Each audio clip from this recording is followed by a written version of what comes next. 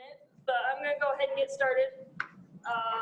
You can jump on the screen whenever you want. So welcome to the meetup, guys. I'm glad you could all make it. I'm Mariah. If we've never met before, if you have joined our Slack or followed us on Twitter or Instagram, or you get any emails from Meetup, those are me. I'm the one that posts all of the things all of the time. If you haven't joined us on Slack, I'll put that back up later, but it's just bit.ly//Slack. It's a real good place to get in touch. You can follow us on Twitter. We have meetups every month. We do a real good job. So Forge Utah, we sponsor several meetups, so we have a bigger community on that Slack, so it's really nice to get resources and stuff there for whatever your side projects may be. Other announcements. Do we have any jobs that people would like to announce? The companies are hiring or anything like that? Go ahead. So I work at MX. We do software for banks and credit unions. We are mostly a Ruby shop, but we've been doing a lot with Go lately. So if you have Go experience, if you don't have Go experience, you should check us out anyway, because we're willing to work. Anybody else with jobs? We do have a jobs channel on the Slack. Feel free to check that out or post your job postings there. We try not to be super recruity, but we do people are always looking. We like to make that available. So yeah. Oh, I just need to remind everybody, I just got 2 pairs of those socks that I'm gonna actually raffle off at the end of today. I got some credits at GopherCon for their Go shop, so I just bought crap. To qualify for the raffle, you have to be RSVP'd to tonight's meetup. I just pulled the people from that. So if you haven't, go ahead and RSVP. And after Stuart's talk, I will run that and we will get some winners for 2 pairs of socks. And with all that taken care of, I'll let you introduce yourself. The time is all yours. Go ahead and give them some applause, guys.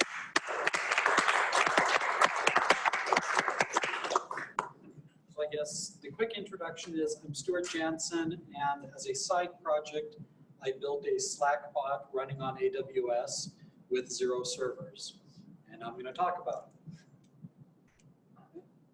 So if you're interested in checking it out, it's available on GitHub.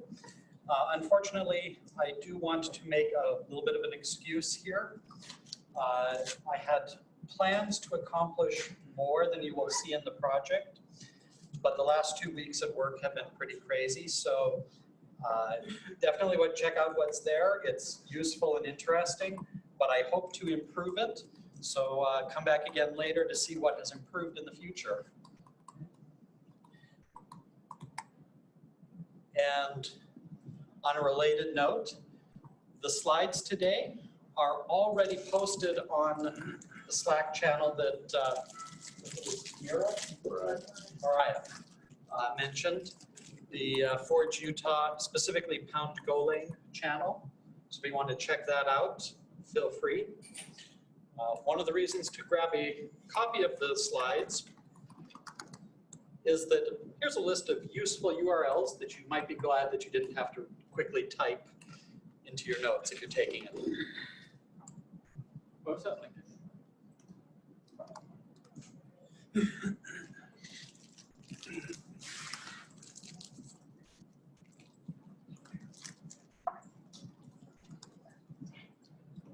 Okay. So, quick overview of what we're going to be talking about. I'd like to start by talking a little bit about some of the realities of serverless as compared to the propaganda that you've maybe heard. Do a little bit of a walk through some of my code to point out some of the interesting points, and then dive into a little bit more about Slack, AWS, and Terraform. All told, I have about 68 slides, Some of them are going to go past pretty quick though because they're just screenshots. So let's start with serverless realities. First of all, I'm curious, how many here already have experience building something serverless? Now, I'm deliberately not going to define what serverless means because it's debatable. Often when people talk about it, they mean functions as a service. But in my opinion, in ways, Heroku is serverless because you don't have to personally worry very much about all of the ops issues around running things. But when I say serverless, I do mean AWS Lambda. You might have noticed on Meetup that I included a little phrase there to run a Slack bot on AWS for pennies per month. So let's talk about the reality there.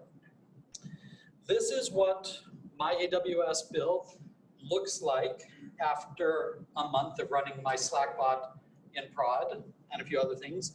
It's basically slightly less than a penny a day. And I have a whole bunch of objects in S3 that have nothing to do with my Slack bot.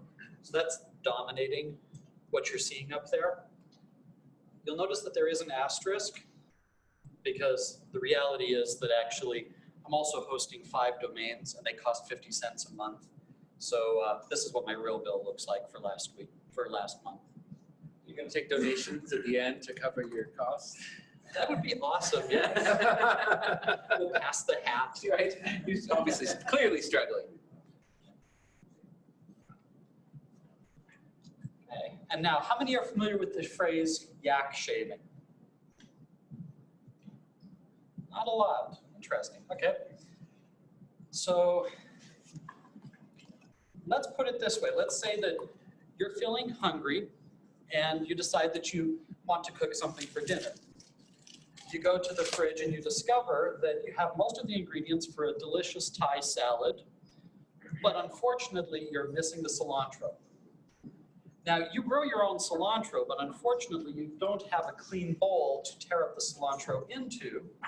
So you go and you check your dishwasher and you discover that it hasn't been run. You're not willing to wait to run a load of dishes. And even if you did, your dishwasher is broken. So you're going to need to wash it by hand. But unfortunately, you also haven't done your laundry recently. And so you don't have any clean rags to wash it with. So you're going to have to make a new rag, which means that you're going to need some fiber to weave. And of course, where are you going to get some fiber? Well, yaks are nice and hairy. So you need to shave a yak, weave the fiber to create a cloth, to clean the dish, to prepare the cilantro so that you can make dinner. That is what yak shaving is. We've all experienced it at work, I'm sure, or in personal projects, where you started out with what you thought was a simple project, and then you discovered a complication and another complication, and somewhere along the way you lost sight of the goal and started making crazy decisions and realized that you needed to shave a yak in order to push the latest deploy to prod. So the reality is, in some ways, building a serverless app is going to feel an awful lot like yak shaving. There are definite advantages to building an app that has 0 servers, that you don't have a giant ops overhead as far as things like scaling up more servers, scaling down, and all of those sorts of issues. But you're just trading it for different problems. There's a whole lot of new technologies that you need to learn if you want to take full advantage. And so depending on your needs, it might be better to just go pay for a $5 DigitalOcean instance and deploy your Node.js app on it and call it a day. So let's do a little bit of a code walkthrough. Some of you might have already pulled up my GitHub page. And I will note that I cheated by editing out a whole bunch of files here to make things fit on the slide. I have a preferred format. Let's see. I was going to bring a pointer, but I didn't. So we will just roll with it. Cookie Cutter is an awesome little project that makes it easy to spin up new projects from a skeleton. And I've been building my favorite skeleton project, which at this point includes a whole lot of boilerplate files. That's why you're seeing a bunch of stuff that you might not recognize. The important points are, this is a Go project using Go modules. And the bot is going to be in the handler directory. I'm going to point out again in a moment, don't let the main.go confuse you. It is a lie. I am actually trying to build both a Slack bot and a web interface to interact with some of the data managed by the Slack bot. So main.go was by experimenting with Slack's OAuth API so that we could authenticate users using their Slack credentials. And it's mostly working. It just hasn't been refactored from experimental code into actual maintainable code. Along the other line, internal is where I like to toss most of my actual code. I've been experimenting with a different code organization there. So if you hit it and hate it, I don't exactly love it either, but I'm playing with it. It's, the whole purpose of side projects is to explore ideas and have fun. And then Terraform. We will be talking more about Terraform later. That's basically how I'm handling my deploy process, and also how I'm managing all of the infrastructure necessary to get the app working. So again, just to highlight, main.go is a lie. It is not a Slack bot. It is a crappy web server. And Makefile, I like Makefiles. They're a really easy way to do simple deployment process. At some point, I want to turn this into a full automated CI on top of AWS stack so that I can just push code and have it deploy to dev versus staging environments, but we're not there yet.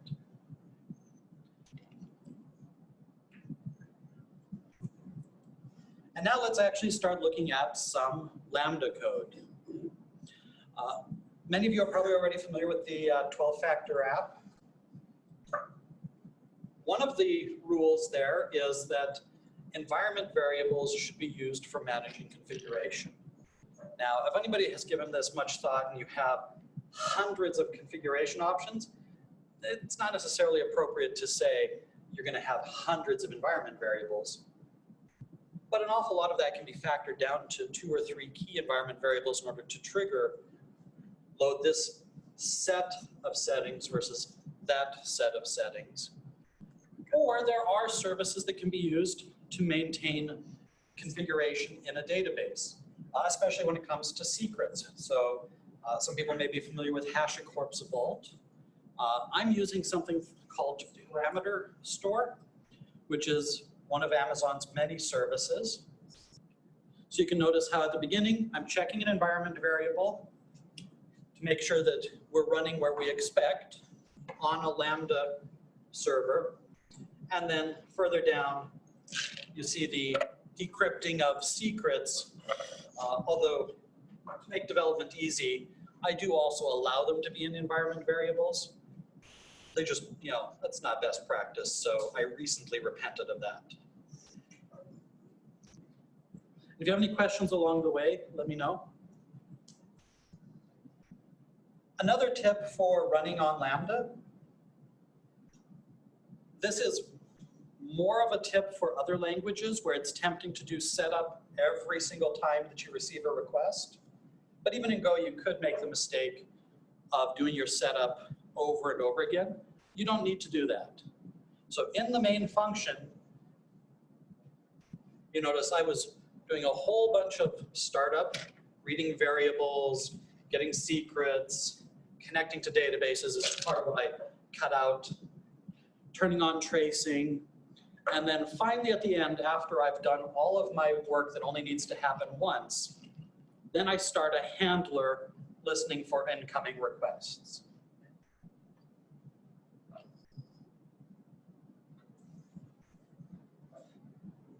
And here we see what that handler is accepting. Okay?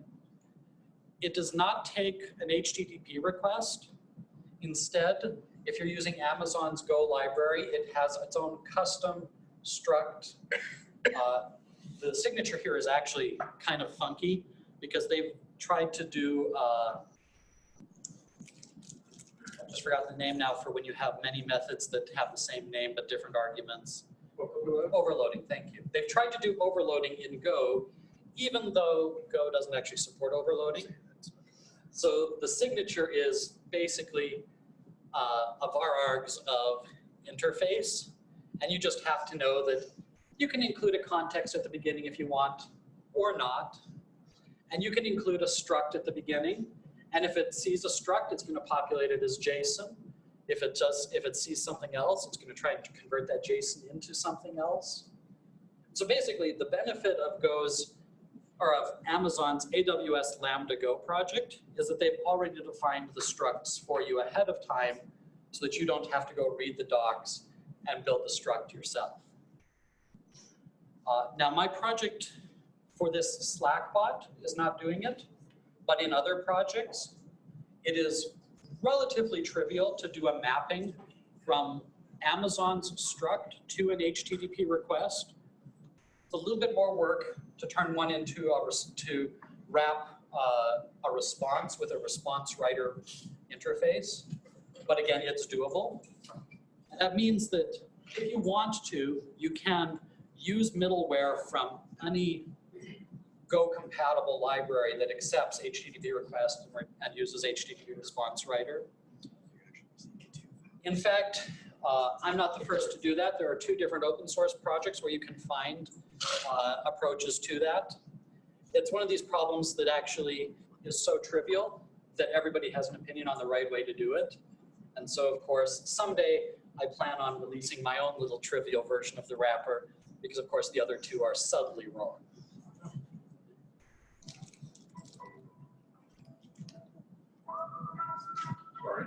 So as I mentioned, the Lambda interface is basically JSON, and Go is turning that JSON into structs provided by Amazon. It's very clear that both AWS Lambda and even more the Slack API were designed for languages like Node.js, not for Go, because when you start trying to work with the data, you get to do fun things like branching on the shape of the data. Is there an app mention event present? If it's not null, then we'll handle that. Otherwise, go down to the next case to see if it was a message event instead. It's not that bad, but it always makes me a little sad when I have to write code like this. Yep. And that's the truth is. So part of what I've tried to take is an approach of very quickly I try to take it from ungo to Go, and the majority of my application is working with Go structs and idioms, which is why actually we've just made a transition from internal API Lambda, whose only purpose in life is to take Lambda payloads and turn them into something that feels more like Go, to a completely different module, internal clients, which is able to treat things a little bit more like Go code actually would. And I've got a couple of helper functions that are wrapping a library from N. Lopez, all strangely enough Slack. N. Lopez Slack provides structs like a post ephemeral content struct. And as an interesting feature of its signature, if you want to add additional items to the payload, like you would be adding things to a JSON dictionary, you include options. So Slack message option icon emoji, etc. It's relatively straightforward once you go look at the docs and a couple of examples. It did throw me for a little bit of a loop the first time that I encountered it, which is part of the reason that I started creating my own semantic signatures that described post a message versus post an ephemeral message, where the options are already bundled in. And another thing that I want to highlight here is Lambda's approach to logging. Again, those that are familiar with 12-factor apps will recognize the pattern of just write messages to standard out, and somebody else's responsibility is to capture those messages, timestamp them, upload them to a log server, etc.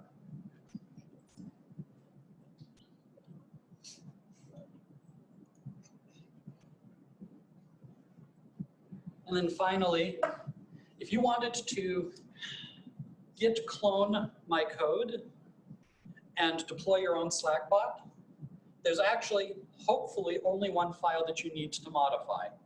That is this file right here, the Terraform tfvars.json.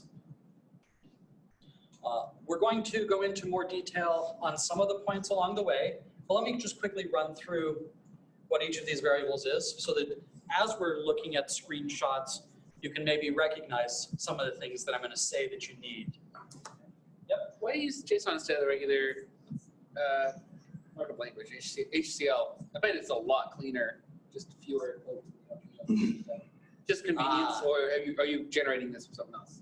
That's an interesting question. It's a historical accident. Okay. That's as good. So later I'm going to mention alternatives that you could use. Instead of using Terraform to deploy, I experimented with a project called Serverless. And I wanted Serverless to be able to load some of the same data that Terraform was using. And since it had to be JSON, that's why. But yeah, actually. HCL is just it's a lot, you know, Yes. stuff like this. Yes, it is.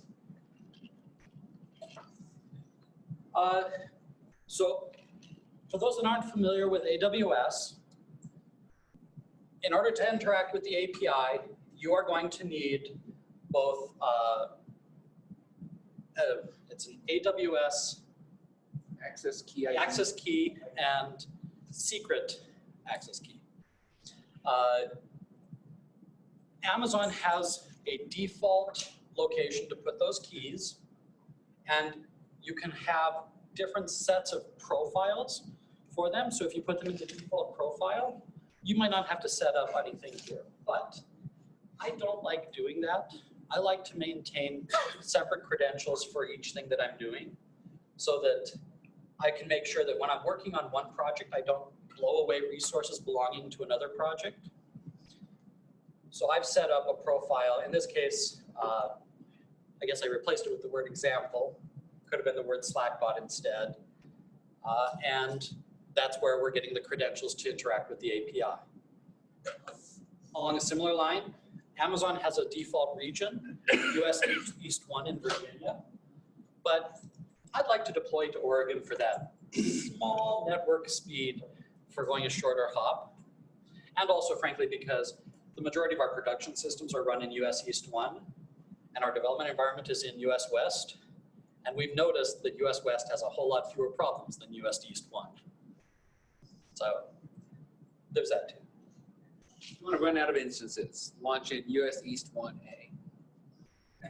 Basically guarantee that you'll ask for a thing and not get it, because it's the default.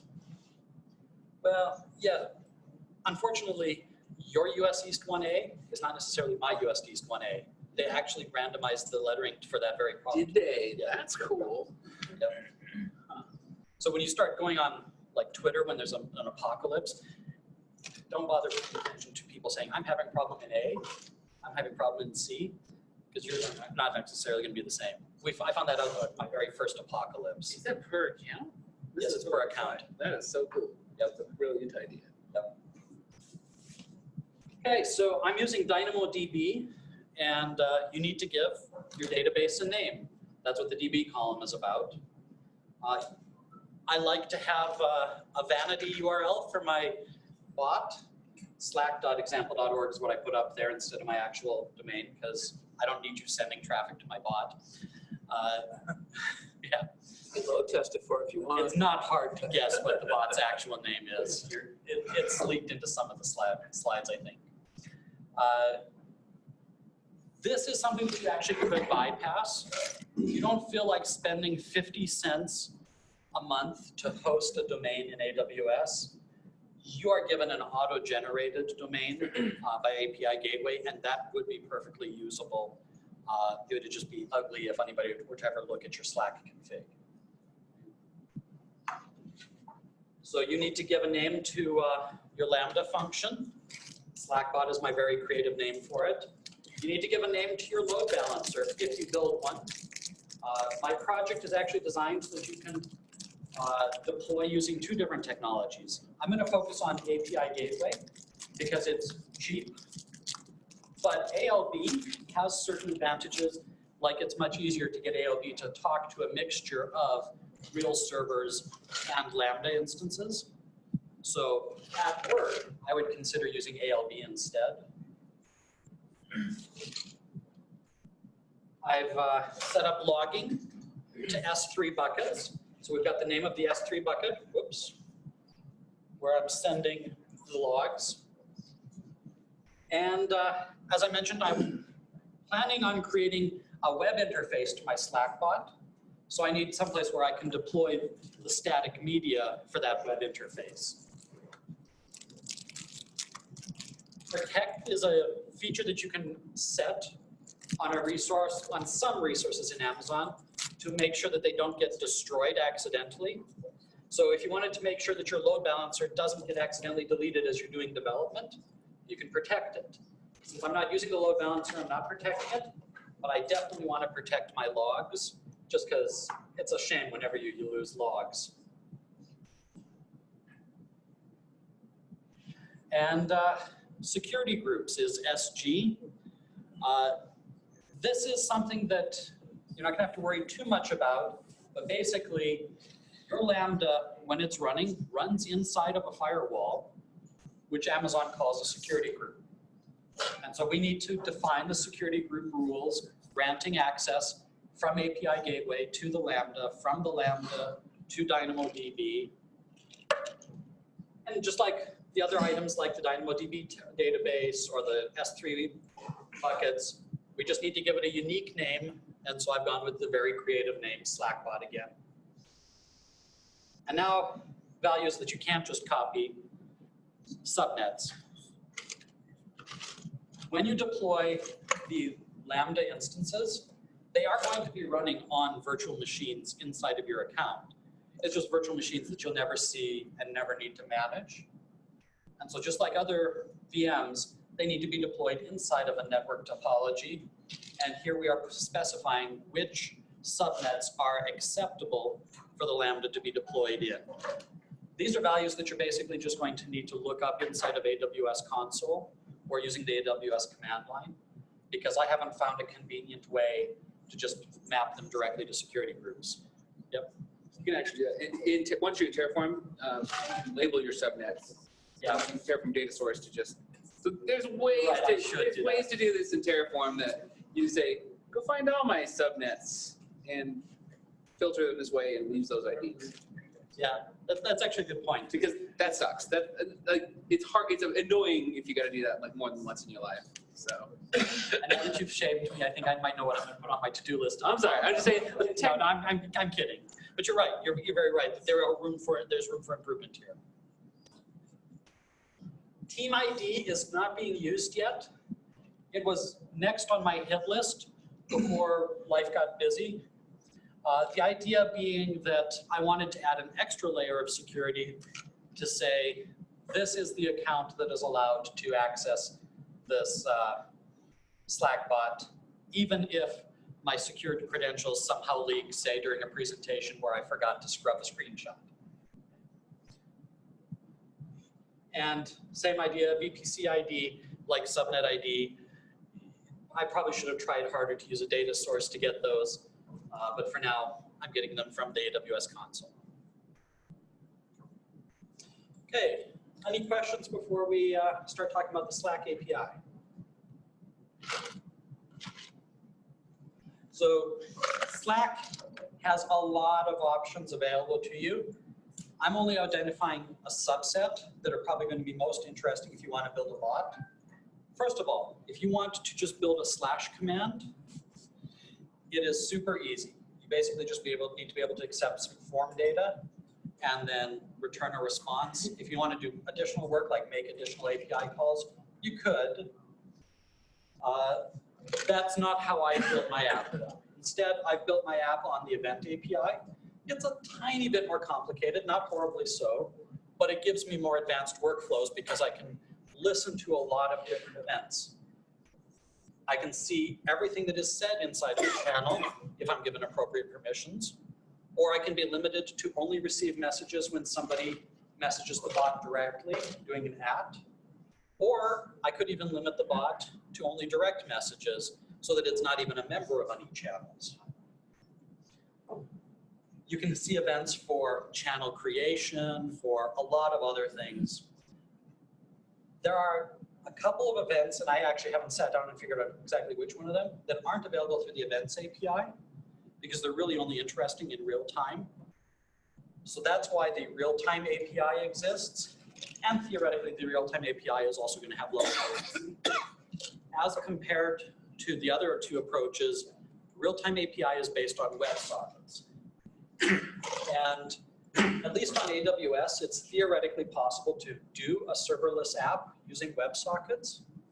I haven't tried. It didn't sound like much fun when the Events API was good enough for what I needed.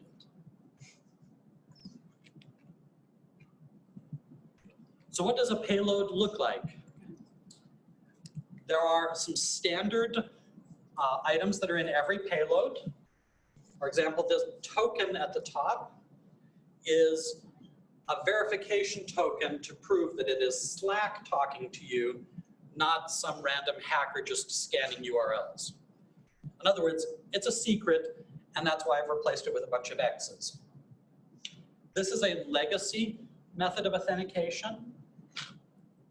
They now actually provide the ability to cryptographically sign every message, and that is the recommended way of verifying that the message came from Slack.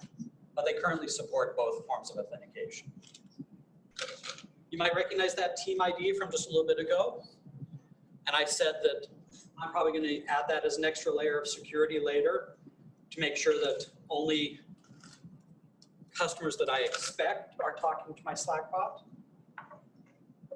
And then event payload, we get into items that are more specific to each individual event. So for example, in this case, the event type is a direct message over a channel between just the bot and a single user. That's down at the very bottom with channel type IM. And you'll notice up a little above that, we also do have a type saying that this is a message. Unfortunately, message by itself isn't sufficient because is it a direct message? Is it a message inside of a channel? Is it a message inside of a channel where the bot was mentioned? You have to go from there down to look at some of the other details. And we're going to call out text in more detail on the next slide, or in a following slide. So I'll come back to that. I also want to point out the event ID and event timestamps, which are going to be interesting when we talk about gotchas. So just to reinforce, token-based authentication is deprecated. It's also what you're going to see in the majority of Go examples online. Signed secret is the recommended approach. And not to brag too much, but that's what my app does as of a couple weeks ago. And let's bring that up just in case we wanted to talk about something else, but let's go straight to the example payload of the text. So at the top, you see what a user sent, perhaps a management command of some type telling the bot to, oh, whoopsie, that would be an editing error. That was supposed to be a friendly channel name like Pound General and grant @S Jansen edit privilege. The bot receives a slightly different format. You'll notice that Slack replaces the name of the channel with angle brackets and an ID. And then depending on your settings, you might see the channel name included. So in this case, you see the word general here. A similar thing happens with users. So depending on your settings, you might see pipe S Jansen after it. But it is not recommended that you depend on those friendly names like General or S. Jansen, because as we all know, it's possible to rename users and rename channels. And you want your bot to have a nice stable ID it can always work with. So you should build around that. There is another thing that I didn't dig into. There are actually two different types of user IDs. U is for a normal user. W is for an enterprise grid user, which means many Slack workspaces, all under the management umbrella of a single large company. Since my employer doesn't use enterprise grid, and I'm definitely not paying for it, I actually have no experience with enterprise grid.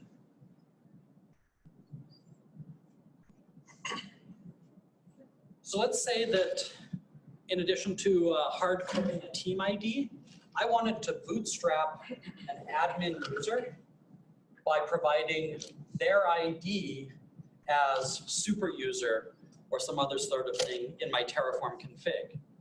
Well, I would need to know the ID of the user, wouldn't I? And it's really easy to get user IDs using the Slack interface. Just go to the user's profile and clicking the three little dots, it'll be hiding down at the bottom. You might ask, awesome, so how do I get channel IDs? That's harder. If you are using the desktop app, the answer is don't use the desktop app. If you're using the web browser, you can see the URL up in the bar, and the channel ID will be part of the URL as you switch between channels. So that is probably the easiest way to get if you haven't deployed a Slack bot yet. If you have deployed a Slack bot, well, then you just send a message from that channel and it'll be part of the payload, and hopefully you have some good logging to help you capture that information.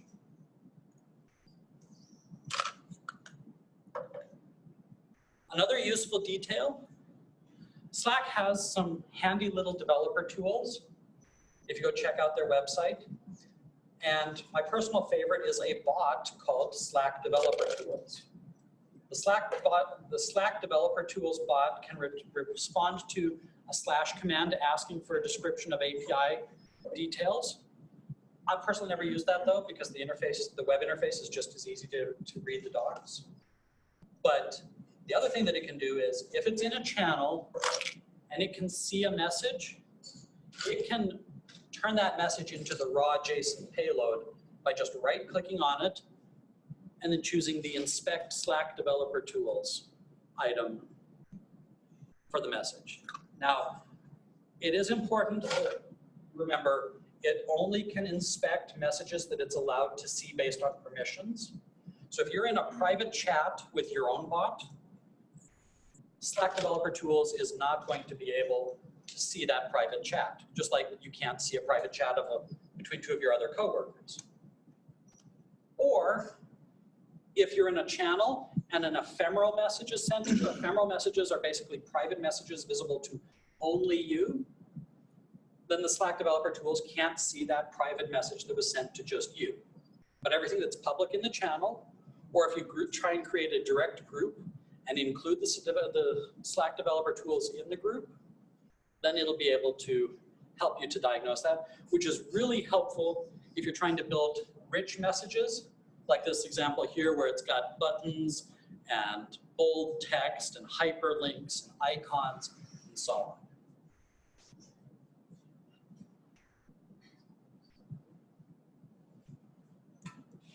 So when it comes time to deploy your awesome Slack bot, you have a couple of different options. You could get it published in the app directory. And if you're planning on making money off of your Slack bot, you should do that. Because it's easier for people to discover your bot and install it into their workspace and start giving you money. But there's a review process required, as with any app store or app directory.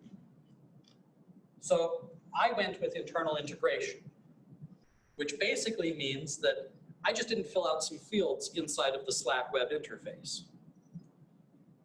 It's easier to write, it's easier to configure, and actually, as it turns out, you're not limited to only being able to install the Slack bot into your workspace. It's just that you have to jump through more hoops to install it into somebody else's workspace They can't just click a single button and install the app. So let's look at what that process is like. I should have created some screenshots of actually clicking the create at Slackbot button, and then the couple of screens that it walks you through as it asks questions. But I didn't. I was too lazy to do it when I got to the point of creating screenshots. So you'll have to settle for after the fact, what does it look like and where do you find data? So we'll start out on, I've selected my bot. You'll notice in the top left corner, my bot is actually named Strongbox at the moment. And on the right-hand side, we can add features and functionality. For starters, we filled in the bot information. I actually did that as part of the setup wizard, but if you ever need to come back and change it, it's there, easy to access, where basically it's, do you want to rename your bot to something else? And an important little toggle if you're using the event API to show your bot as always available. If you're using the real-time API, the WebSocket API, then it can use whether or not the WebSocket exists to control presence. But when you're doing the event API and Slack is just sending you HTTP requests as events happen, they have no way of knowing if you're present or not. Your best bet is to just pretend that you're always available, even if AWS happens to be down at the moment. So going back to the basic information screen, let's look at app credentials. And the unfortunate truth is, this is not the only place that you need to go to find your app credentials. It's just one of them. We mentioned the verification token, which I've blacked out, and the signing secret, which thankfully Slack hides by default. And so when you want to deploy your own Slack bot, here's where you would come to show that value and then copy it, put it into the Terraform JSON file.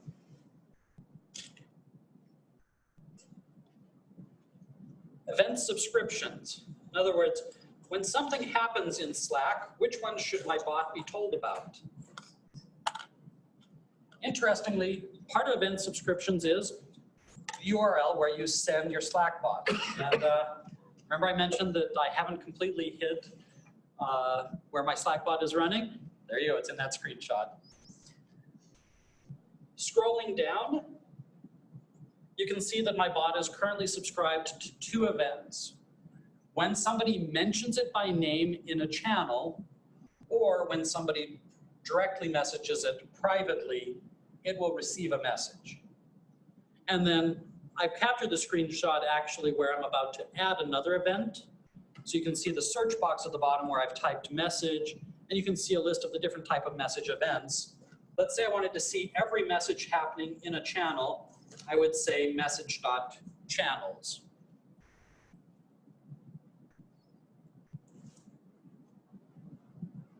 But of course, I'm only going to be able to do that if I have permission. So backing up again to the basics screen, let's switch to the permissions tab. And here you discover another piece of credentials that you need.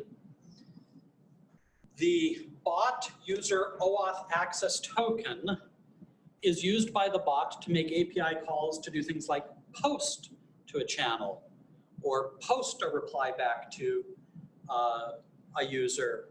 Or if you want to get information about a user, like you want to take their user ID and turn it into a first name, last name, email address, all of those are going to involve calling the Slack API and authenticating yourself as a bot using the bot credentials.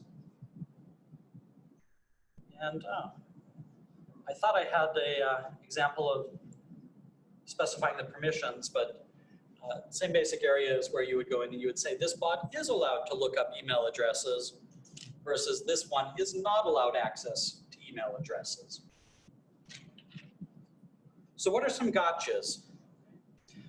The first thing is I found it a little bit difficult when I was getting started to find the Slack documentation because I kept going to slack.com and then not figuring out how to get from there.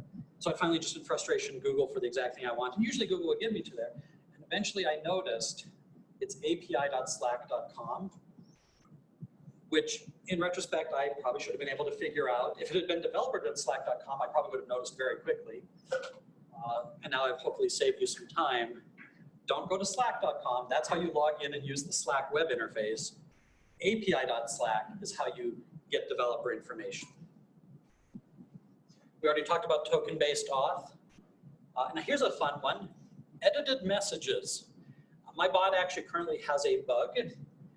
If you press up arrow and edit a message and then send the message again, it will not always notice that it has received a new message. I need to sit down and I need to look at an additional payload in the field because it's going to tell you some information about original message and edited message, and I'm not looking at that edited payload. Another gotcha, you might remember that Slack had an outage about a month ago now.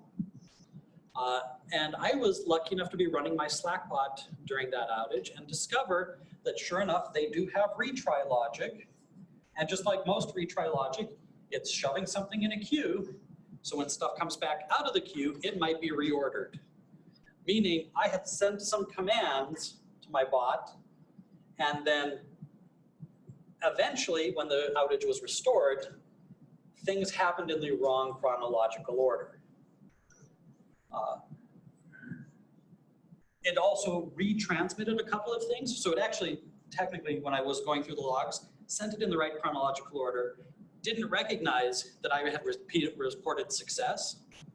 So it then processed the next command, and then it resent the first command, overwriting the result of the second command.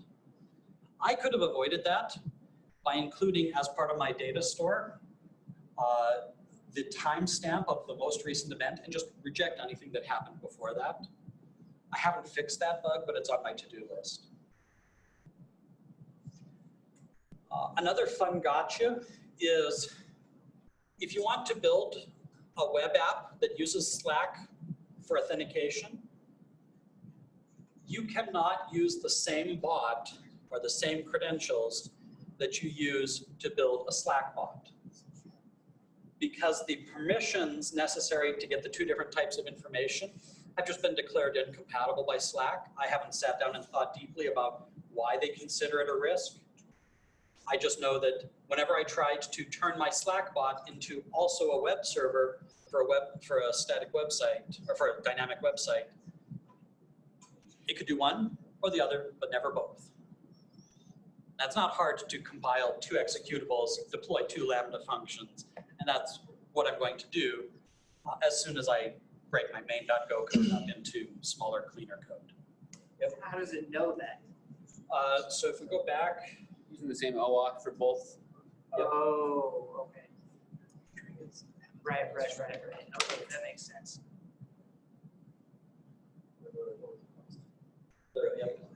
So I have to have, it basically boils down to I have to have two different bot user OAuth access tokens. This is your variable. This is your type. And I'm just realizing now that I was also going to show you an example of what the bot OAuth access token looks like. It starts with the letter X, there's a couple more letters, and then there's a letter B and a dash. That B is the hint that it's meant to be used as a bot, as compared to like a normal OAuth access token that is meant for a human being. And again, I haven't sat down and grokked the permissions, but it is important that you use the ID that includes the B for bot, because if you try to use the one above it, the regular OAuth access token, it just doesn't work.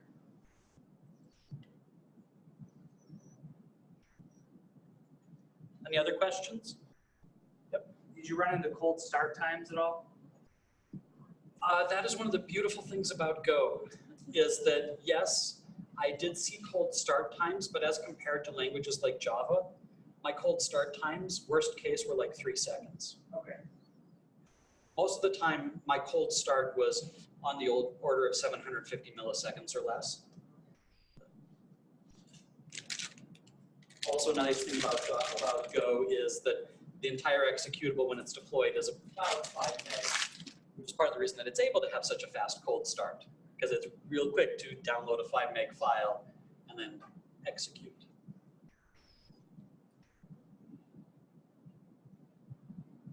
You ever thought about doing anything with GCP and cloud functions instead of AWS? Not specifically with cloud functions. Well, I guess I should say I've thought about it, but I actually really love App Engine. It's a little bit funky to develop for, but it's actually easier than what I had to jump through to get this Lambda-based stuff working. Okay. App Engine is also magical if you're doing Go. Same story, that the cold starts that I was seeing on App Engine were, I don't think I ever saw less than a second. I probably didn't try hard enough, but yeah. Go, and I should say App Engine Classic. Now that App Engine Classic, it's kind of funky to program for. It's a real shame that it didn't take off because I think it's a really awesome technology. I would expect cloud functions to be similar, just with the Google flavor.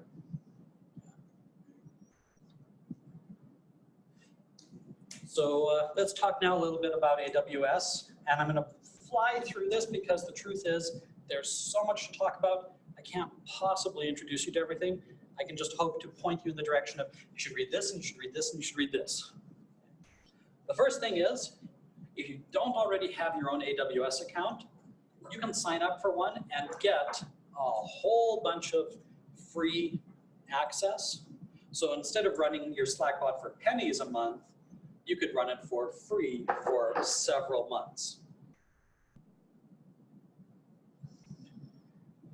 So what technologies have I used? Okay. I've used AWS Certificate Manager, or ACM, basically because it's a way to get free TLS certs. And it's even more convenient than using Let's Encrypt. Let's Encrypt, thank you. API Gateway is basically an edge gateway that routes requests to different backends. At the moment, I only have the two, well, technically one. I'm going to have 2 Lambda functions, but it could multiplex to as many as you need. It's kind of funky because it was originally a third-party product, as I understand it, that was optimized for dealing with things like SOAP payloads and XML and so on, and then mapping that to some legacy systems. There's a whole bunch of configuration about reformatting payloads in order to access legacy systems that you can just ignore and just say, pass this payload straight through unmodified. My Go code will parse the payload, do what it needs to. So really, the main reason that API Gateway exists is it's the only way to get Lambda onto the internet. If you want to receive an HTTP request, you have to put either ALB or API Gateway in front. And API Gateway you can run for free, basically, because it's per request pricing.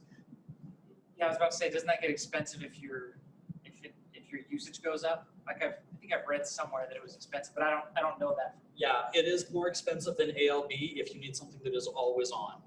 So like if you are hosting a real website, Yeah. I would put that on ALB and then just pay the hourly price instead of the per request pricing. But for a Slack bot, unless you are actually building a commercial product, Right. you don't need always on functionality.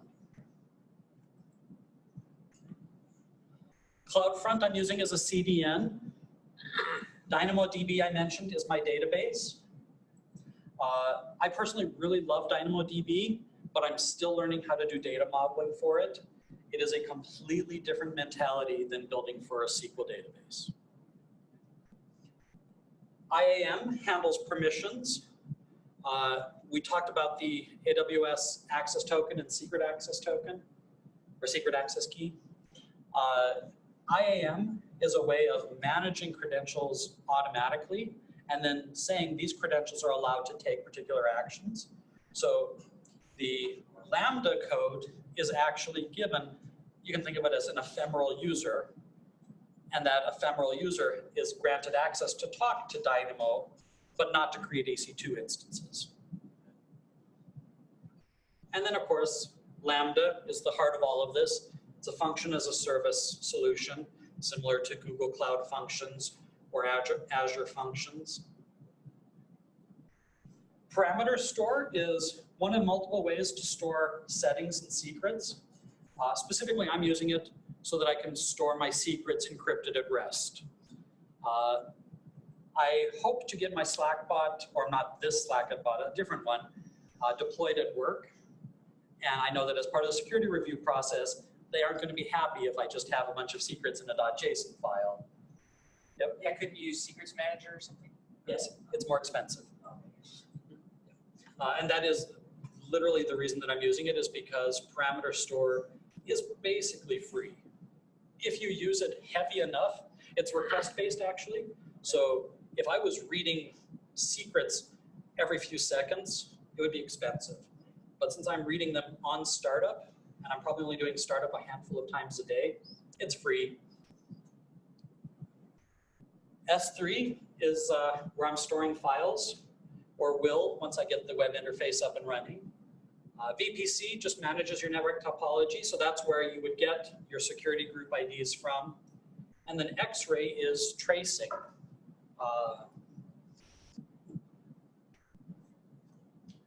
So here's what the AWS console looks like when you first log in. For those that aren't familiar, it's gotten a whole lot easier to use now because it's search-based. If you know what you're interested in working with, like I want to find out my network settings, and I know that that's VPC, you can type it into the search bar, and it'll give you the possible options for what you want to go to, and then you can click on it. For those that remember what things were like 6-9 months ago before the refresh, it used to be a wall of icons. Heaven help you if you didn't know what you were looking for. So there is the VPC ID, which you need to fill out the .json file right now. And clicking to the subnets tab, there's where I got my list of subnet IDs. These are just default created with the account. If you wanted to, you can get fancy and you can create a dedicated VPC just for this particular app to be running into. If this was something I was deploying at work, I probably would actually do that. But for personal projects, I get a little bit sloppy here. And then parameter store is actually kind of hidden.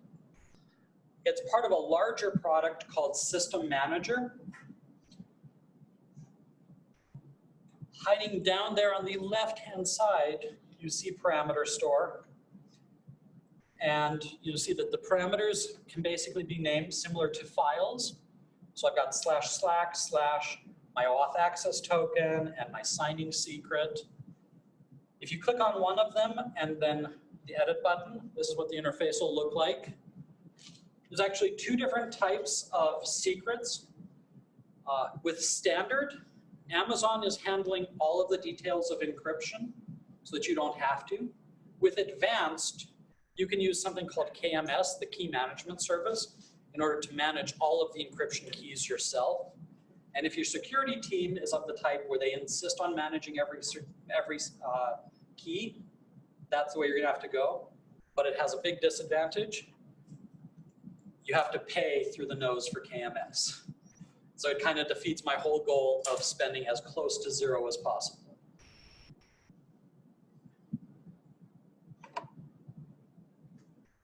And now I jumped back to the console, typed in Lambda, found my Slack bot, and here's what you'll see when you first come to look at a Lambda function. A nice little map showing that this Lambda is receiving events from API Gateway.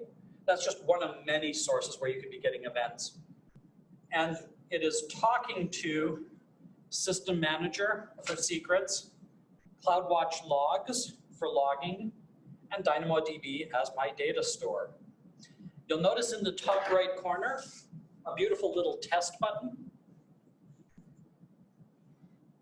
Instead of actually hitting an HTTP endpoint, maybe I suspect that there's a problem with API Gateway, and I want to make sure that if I can bypass the API Gateway and provide a raw HTTP request, does my code work correctly?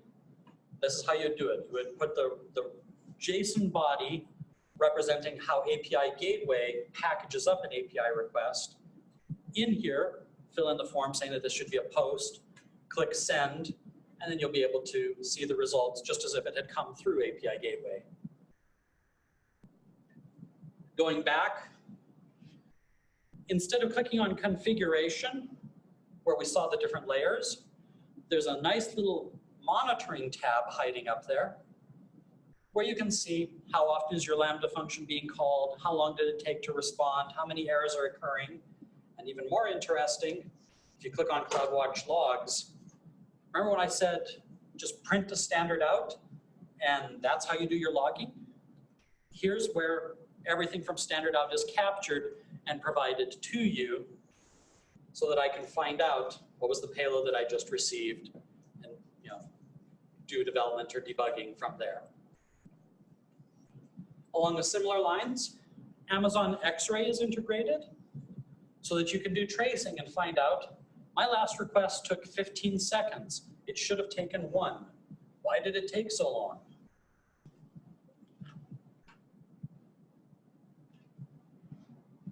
And so what are some gotchas you might have to worry about? This is a big one. Lambda has a limited payload size. I think it's 1 megabyte, it might be 5 megabytes. It's really ridiculously small. You are not going to handle a file upload service on Lambda. You also shouldn't. If you're actually interested in uploading really large binary files, Amazon provides a really nice way for uploading direct to S3 using signed URLs.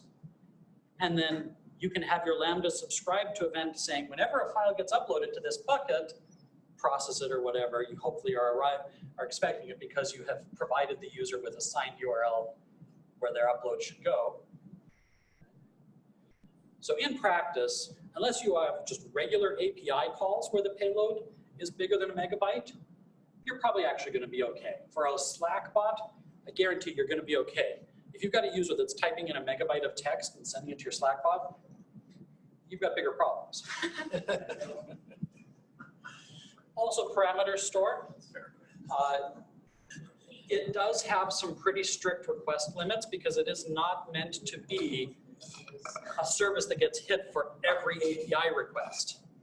It is meant to be a service that is read once when a virtual machine comes up or when a Lambda instance launches for the first time, and then that information is meant to be cached for a long period of time. It is acceptable to poll it, but you should be polling it every 5 minutes, not every single request. And of course, anybody that knows AWS knows that there are probably a whole lot of other gotchas that I left out, but this is a good start. So let's talk about some alternative technologies. Okay. Alternative technologies we could have used. Instead of DynamoDB, Amazon provides a serverless database called Aurora. And as of last month, it's available in both MySQL and PostgreSQL. I don't recommend it based on what I've read online. I haven't used it personally, but as I understand it, the cold start times are really pretty bad. It's a really interesting technology. It'd be great for a developer environment, but I don't think that it's production ready based on what I've read. I'm still going to play with it eventually, but out of the gate, I knew DynamoDB would work beautifully for me. I mentioned that ALB is just more expensive. CloudFormation is an alternative instead of Terraform. And now that you can write YAML instead of JSON, it is less painful. Still way worse than Terraform. Yes, thank you for saying that. Right, it's just true. Terraform's just so much better. Plus Terraform's cross cloud too, right? Yes. Yep. You don't have to relearn a new language if you need to do something in a different cloud. Or be limited by all the weird limitations in CloudFormation. So I mentioned KMS is for managing keys. If you really want to manage your secrets the hard way, you could just build on top of the KMS API. We had a question, we had a question about Secret Manager. That could have been used instead of parameter store. And Amazon has their own framework for doing serverless development called SAM. I personally really didn't like it. I gave it a try, kicked the tires, and I decided I'd rather just roll my own with Terraform and understand everything that's happening instead of trying to reverse engineer what SAM is doing. And now blasting through Terraform, here's the website. A reminder, here's what the JSON file looked like. This is what HCL looks like. And it might not at first glance be obvious, but this really is a better language. HCL is nice and friendly. Not as friendly is how Amazon or how Terraform handles optional resources. You'll notice the very first line there where we're saying count equals, and then I have that variable to control whether or not to use ALB. If we want to use ALB, then we want a count of 1. If we don't want to use ALB, then we have a count of 0. I really wish they had an if statement instead, but they don't. Thankfully, it is possible to do simple computed values, and as of Terraform 0.12, the syntax is much less obnoxious than it used to be. I also want to point out that you actually have 2 different types of items up here. Data reads data from Amazon, but it doesn't try to modify anything. Resources are both read and write, so they will possibly try to modify your resources. I mention that because it's one of the gotchas. Not so much when you're writing Terraform as when you're reading the docs. Data is the first thing for a search. Yes. It's a terrible design. And so every time that I Google, say, I want to check the documentation for this resource, I end up reading the data resource and thinking, what the crap, why can't I do what I need? Oh, I'm looking at data. I need to go look at resource. There we go. It's possible to do what I want. Along similar lines, Terraform 0.12 is very new. So the majority of the examples online are going to be for 0.11. And that means that they are going to be slightly more obnoxious and hard to understand than if you can find a 0.12 reference. And of course, finally, if you do get Clone My Project, you will need to run Terraform and init, just because it downloads the binaries necessary to talk to AWS and manage all of the resources. Again, instead of using Terraform, I could have used some other items. There's a project called Serverless, which with a bunch of JavaScript code that will do things like create your load balancer, create your Lambda, create your buckets. I played with it and I decided that it was just as much work to read the AWS docs and directly translate them into Terraform compared to read the serverless source code and figure out what to do there. Also interesting, local stack basically provides work-alike copies of many Amazon services. So if you want to run DynamoDB on your laptop, LocalStack bundles something like that. You want to run S3 on your laptop, LocalStack has that also bundled. I am not sure how I feel about it. After digging into some of the technical details, it's a tour de force of stubbornness, but you might just be better off with giving every developer access to AWS and telling them don't blow your budget, because it'll be more realistic and less fragile. So we're into the home stretch. I just want to remind you that yes, there's a lot of moving parts here, and yes, you don't have to build it this way. A happy yak is a hairy yak. So unless you really do need whatever the advantages you see of serverless, don't necessarily build it this way. Just pay $5 for a DigitalOcean instance, throw up your node app there, and call it a day. And of course, all of this is available on the Forge Utah Slack channel. Oh, Slack's up there. Everyone should join that. That's There you it. go.